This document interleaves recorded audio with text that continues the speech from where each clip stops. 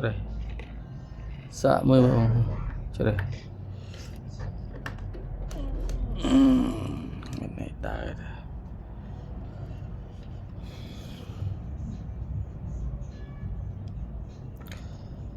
นี่ก็tay cho môi Osilo sân cho môiตาราง PC ให้สัน PC เวียลิกตึกไงหมดได้ธรรมดาอันนี้คนน่ะยังแต่มือ Osilo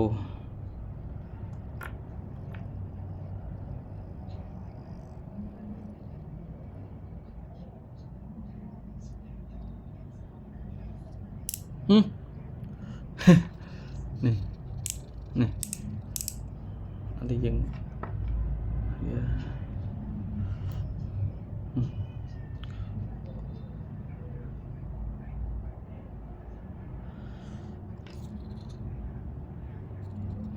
ไม่รอมทำแบบได้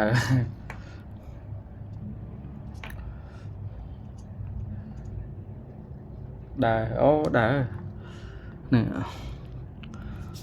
จับจอบอันนี้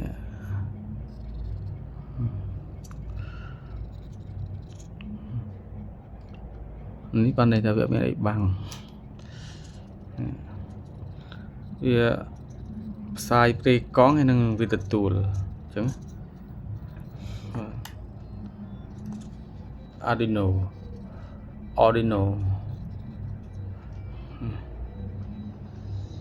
เตะได้ อันนี้อัตตันดะโจลซอกเวียเตโปร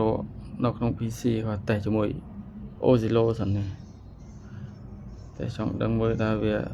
ลิกตึกไงมนเวียลิกตึกได้สปงสปีมันเองมันตาราง PC ให้มันแต่ช่องดังมือเวียตาเวียช่องดังมือเวียกำรัดนะจังถ้าเวียไม่ได้ให้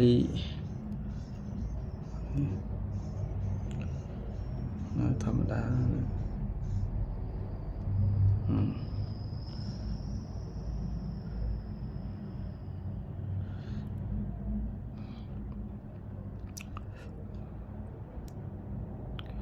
นี่ยัง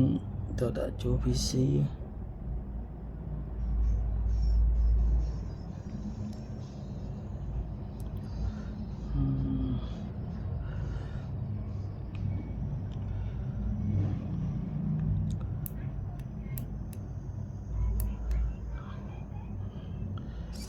dạ dạ đã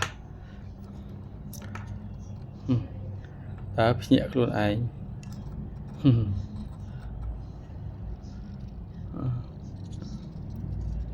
turn on off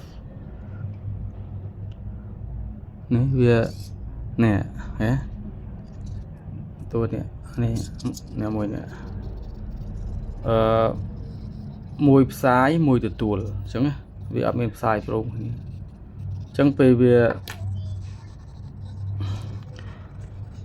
เว็บไซต์เปรกองหมอเราไปวิมีนปะวัตถุเทียดเอาไว้มวยเวียนังตัดเวียนังจับโยสัญญาณลังบรรจุเมาขนมอันเทนาเวียนอองไตเลยนั่งจูดหมอวิจูดหมอเอาCPU vàจูดหมอ CPU เวียได้ยังเซโกดของนั่งเหรอ CPU นั่งเวียvề chạy tên là này để bạn tua màu nắng bạn tua màu nắng về màu cái hào IC controller này IC chia tầm một tờ và này cái pe dương pa này pe dương pa về việc xài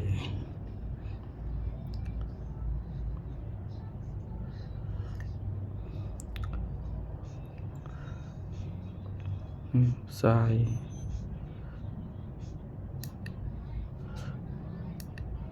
แต่นี่ชื่อประเภทนี้นะยังจะเสียเต้าเชียประเภทราดาประเภ ភេទ radar ប៉ុន្តែនេះតើយើងដាក់ក្នុង software យើងបញ្ជាទៅលើពី software វិញអញ្ចឹងអានេះខ្ញុំគ្រាន់តែតេស្តឲ្យដឹងថាវាដំណើរការអត់អញ្ចឹងណានេះយើងគ្រាន់តែតេស្តមើលឲ្យដឹងថាវាដំណើរការអត់គ្រាន់តែចង់ដឹងវាអញ្ចឹងណាយើងដកនេះយើងស្មើយើង restart ដកឲ្យយើងដកទៅវិញវាស្មើយើង restart វាចាប់ដើមធ្វើការទឺតឡើង PC ចំពោះ software វានៅ PC អាធំហ្នឹងអញ្ចឹងអត់តាន់បាន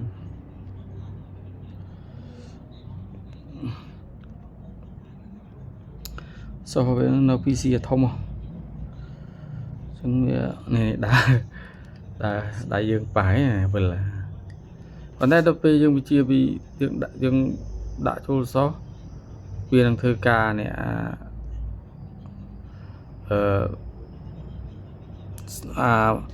server ហើយ server បាទនេះ server នេះ server motor server នេះវាអ្នកធ្វើការរេទៅរេមកចាវាវិលទៅវិលមកវាចាប់សញ្ញាចាប់រេកង់ពីកន្លែងផ្សេងមកហើយអានេះ antenna នេះវាអ្នកផ្សាយទៅអត់សូវណែនបូនេះរឿងលងនេះមកវិលរហូតគេមកវានឹងខ្ញុំដាក់ការបន្តិច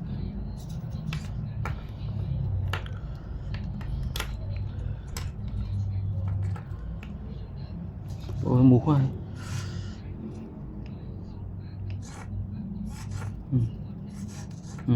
ដើរនេះឃើញអត់ដិតនេះអត់ដិតនេះ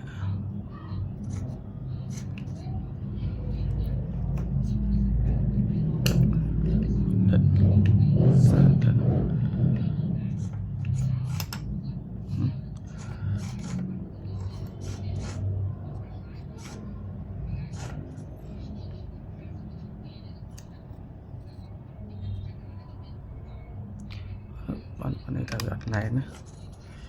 នេះទៅអត់ណែននេះវាធ្វើការ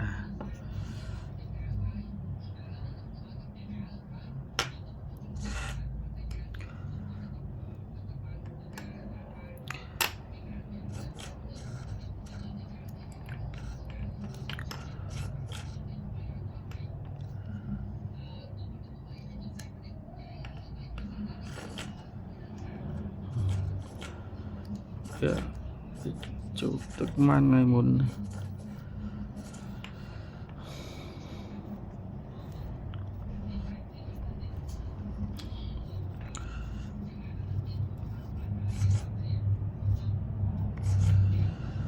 នេះក៏យើងតេស្ត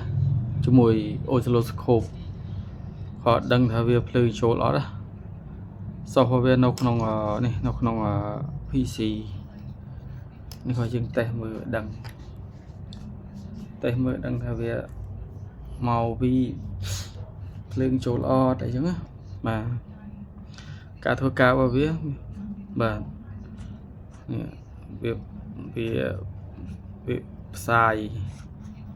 ប្រេកង់ទៅចាវាផ្សាយប្រេកង់ទៅពេលវាមានវត្ថុអ្វីមួយនៅបាំងពីមុខឧទាហរណ៍ថានេះក្របមីស៊ីលឬក៏ក្របបរិវណ្ណក្របបែកអញ្ចឹងណានេះវាមកពីមុខអញ្ចឹងចឹងអានេះវាផ្សាយពីកង់មកពេលវាចាស់ពេលវាប៉ះវត្ថុទៀតនោះវាក៏យន្តហោះអីចឹងណាចឹងវាជូនទិន្នន័យវានេះអានេះមេពីកង់នេះអានេះបាទពីកង់វាផ្សាយពីកង់ទៅនេះអង្តែននៅក្នុងនេះអង្តែនវាផ្សាយពីកង់មកពេលវាមកប៉ះកន្លែងប៉ះវត្ថុអីឬក៏ប៉ះយន្តហោះប៉ះមីស៊ីលក្របបែកអញ្ចឹងវាបញ្ជូនទិន្នន័យហ្នឹងឲ្យមកCPU របស់វានេះបាទ CPU នេះបញ្ជូនទិន្នន័យមកខាង control នេះបាទ control ហ្នឹងវាបញ្ជាមកអា motor servo នេះបាទជាមក servo ជាមក servo បាទ servo ហ្នឹងវាវល់រេអញ្ចឹងណាបាទវាវល់រេទៅរេមកអញ្ចឹងពេលរេទៅរេមកទៅវាចាប់សញ្ញារលកសញ្ញាអ្វីមួយបានឬមួយក៏មានយន្តហោះអីមកអាហ្នឹងយកឧទាហរណ៍ណាព្រោះនេះវារ៉ាដាប្រភេទទូចវាមានផ្សាយបានរាប់រយគីឡូដីអញ្ចឹងណាប៉ុន្តែដល់ពេលជាក់ស្ដែងរ៉ាដាជាក់ស្ដែងនឹងអាចបានដល់រាប់ពាន់គីឡូដីមិនត្រឹមរាប់រយរាប់ពាន់បាទព្រៃកង់វាផ្សាយបានរាប់ពាន់ផ្សាយអញ្ចឹងទៅពេលវាទៅប៉ះវត្ថុធាតុដែលគេទៅសេកូដនឹងឲ្យត្រូវវត្ថុនោះអញ្ចឹងវានឹងទទួលសញ្ញាហ្នឹងត្រឡប់មកវិញបាទវានឹងទទួលសញ្ញាហ្នឹងត្រឡប់មកអង្តែតហ្នឹងជូនទិន្នន័យហ្នឹងចូលមក CPU បាទនឹងជាប្រភេទ radar បាទនេះ CPU នេះ CPU ហ្នឹងវាចែកចាយតួនាទីមួយធ្វើការអីអញ្ចឹងណាវាជូនទិន្នន័យហ្នឹងមកបានឲ្យធ្វើចលនាអញ្ចឹងបើសិននៅក្នុង PC វានឹងបញ្ជូនទិន្នន័យនេះទៅតាមខ្សែUSB 2 យើងចូលកុំព្យូទ័រវាបង្ហាញទិន្នន័យនៅលើ PC របស់យើងឬ laptop របស់យើងហ្នឹងបង្ហាញឲ្យឃើញអានេះដោយសារខ្ញុំប៉ះវាលោតនេះប៉ះវាវិលបាទតាមបាទនេះយើងអត់មានដាក់ PC អញ្ចឹងអញវាញាក់ដល់ពេលយើងប៉ះពីមុខហ្នឹង